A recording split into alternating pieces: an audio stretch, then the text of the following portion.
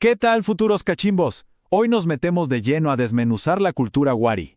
Esta es la guía definitiva, el concentrado que necesitan para asegurar esos puntos en el examen de admisión. Así que mucha atención, que arrancamos con todo y vamos directo al grano. Bien, esta va a ser nuestra hoja de ruta para hoy. Es súper simple. Primero, vamos a entender por qué a Wari se le llama el primer imperio. Después, nos metemos a la maquinaria de su poder. Luego, vemos su increíble capacidad para fusionar culturas, su legado como constructores y, para cerrar, los hacks del tema, lo que sí o sí tienen que saber. Arranquemos entonces con lo primero. Punto 1. Wari, el primer imperio. Vamos a sentar las bases, lo fundamental. ¿Dónde estaban, en qué época y cómo es que empezó toda esta historia? A ver, para entender bien a los Wari hay que ponerlos en el mapa, pero del tiempo. Miren esta línea. Su gran expansión empieza por ahí del 600 después de Cristo. Para que se hagan una idea, en Europa el Imperio Romano ya era historia y el feudalismo recién estaba naciendo. O sea, los Wari no eran un pueblo aislado, eran una superpotencia andina mientras el mundo estaba en plena transformación. Ok, ¿y de dónde sale todo este poder? El epicentro, el corazón de todo, fue Ayacucho. Esta región fue el punto de partida, el lugar desde donde el Imperio Wari empezó a crecer y a expandirse por todos los Andes. Dato clave para grabar: si pensamos en Wari, pensamos en Ayacucho. Pasemos al segundo punto. Ya sabemos dónde y cuándo. Ahora viene la pregunta del millón. ¿Cómo lo hicieron? ¿Cómo lograron dominar tanto? Vamos a meternos, por así decirlo, en las entrañas de la maquinaria del Estado Wari para entender las claves de su éxito. Ojo con esta cita porque aquí está el secreto de todo. Lean esa palabra, monopólicamente. ¿Qué quiere decir? Control absoluto. El poder económico de Wari se basaba en que el Estado era dueño y señor de todo. No había competencia, no había libre mercado. El Estado lo controlaba todo, desde la materia prima hasta el producto final. A ver, para que quede clarísimo, pensemos en el Estado Wari como si fuera una megaempresa de hoy, un monopolio total. Miren qué simple. Paso 1. El Estado se adueña de todos los recursos. Paso 2. Fabrica los productos en sus propios talleres. Y paso 3. Usa su propia red de caminos para repartir todo. Era un sistema cerrado, redondito y perfectamente controlado. Y acá viene un concepto que es, de verdad, pregunta fija de examen. Wari era un Estado secular. ¿Qué es eso? Sencillo. Los que mandaban eran los militares, los generales, la élite guerrera. ¿Y los sacerdotes? Bueno, ellos a lo suyo, a sus templos y a sus ceremonias, pero las decisiones importantes, las políticas, las tomaban los militares. La espada mandaba sobre la fe. Y es que esta es la gran diferencia con sus vecinos y contemporáneos, los Tiahuanaco. Es como el día y la noche. Miren la tabla. En Wari, el poder lo tienen los militares. Es un estado secular enfocado en administrar y guerrear. En Tiahuanaco, en cambio, mandaban los sacerdotes. Era un estado teocrático, centrado en la religión. Esta es una diferencia fundamental que tienen que dominar.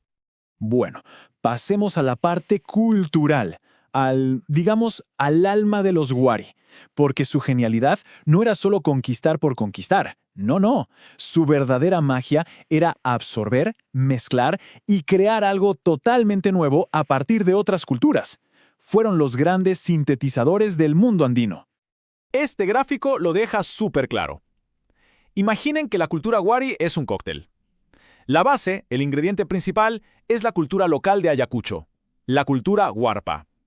A eso le añadimos un buen chorro del arte y los colores de Nazca, y otro tanto de la poderosa religión de Tiahuanaco. ¿El resultado? Un trago único y potentísimo, la cultura Wari. Y como sé que son un montón de nombres, les dejo un hack, una mnemotecnia para que esto se les quede grabado a fuego. Piensen en Wari como H-N-T. La H es de su base, Huarpa, y la N y la T porque fueron los herederos de Nazca y Tiahuanaco. H-N-T, más fácil imposible. Y un ejemplo perfecto de esta fusión es su dios más importante. Agarraron al dios de las varas de Tiahuanaco, pero ojo, no fue un simple copia y pega, para nada. Le metieron su propio estilo, lo tunearon, por así decirlo, y crearon a su famoso dios Visco. Esto nos demuestra que no eran imitadores, eran creadores que adaptaban todo a su propia manera de ver el mundo.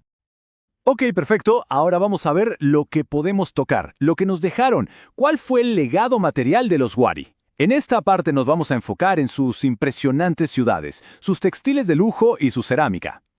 Es que los Wari eran unos cracks en urbanismo. No construían ciudades a lo loco, no. Cada centro administrativo, como Piquillacta en Cusco o Viracochapampa en La Libertad, eran centros de poder planeados al milímetro. Y lo más importante, todas estas cabezas de región estaban conectadas por la primera gran red de caminos de los Andes. Fueron los precursores del famoso Capac Ñán de los incas. Y en cuanto al arte, esto era para la élite, para los que mandaban.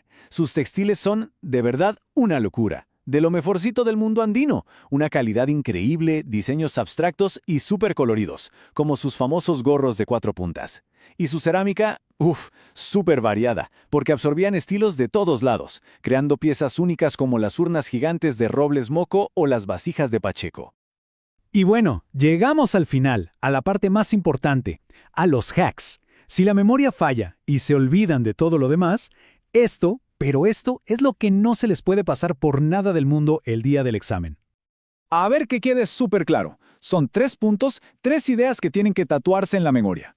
1. Wari es el primer imperio andino, un estado militarista que se expandió y colonizó con una red de caminos. 2. Fue un estado secular.